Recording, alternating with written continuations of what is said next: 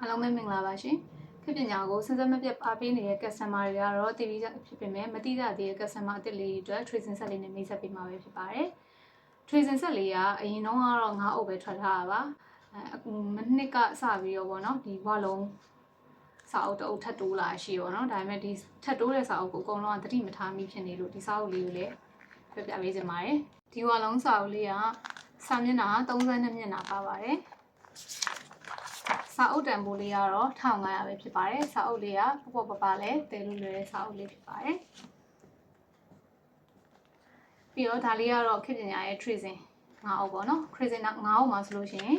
မြန်မာစာဒီနောက်မှာ activity လေးပါတယ်ပြီးတော့ English စာမှာဆိုရင် ABC အစီ capital letter ABC အသေး small letter 1 2 3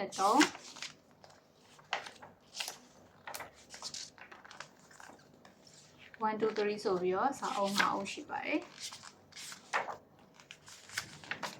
ထပ်ကူးရေးမဲ့တပေါင်းမီးလေးတွေအတွက်ဆိုရင်အဆင်ပြေဆုံးစာအုပ်လေး5အုပ်ဖြစ်ပါတယ်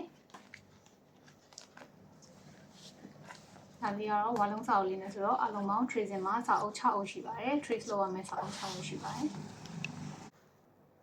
ဒီ tracing စာအုပ်လေးဆိုလို့ရှိရင်ဒီ9အုပ်ဆိုရင်တအုပ်ကို3500ဖြစ်ပါတယ်ဆိုတော့ဒီ tracing set စုစုပေါင်းဆိုရင်တော့19000ပဲကြာတယ်မှာပဲဖြစ်ပါတယ်စာအုပ်လေးကိုမှာယူနေဆိုရင် TikTok နဲ့ Facebook page Messenger မှာတက်ဆင်ဆက်သွယ်မှာယူနိုင်တယ်လို့39818080ရဲ့ Viber နဲ့ Telegram ဖုန်းနံပါတ်တွေမှာလည်းတက်ဆင်မှာယူလို့ရပါတယ်39818080ကိုဓာတ်ရိုက်ဆက်သွယ်မေးမြန်းပြီးလည်းမှာယူနိုင်ပါတယ်ပြီးတော့တခြားခေတ်ပညာရဲ့စာအုပ်တွေကိုကြည့်နေဆိုလို့ရှိရင်နီးစပ်ရာ City Map Ocean ဆိုင်ခွဲများ My Page ဆိုင်ခွဲများ စာပေလောက Junction Square စာပေလောက Junction City နဲ့ Loan Stationery M Tower တို့မှာလည်းဝယ်လို့ရပါတယ်ရှင်အားလုံးကျေးဇူးတင်ပါတယ်ရှင်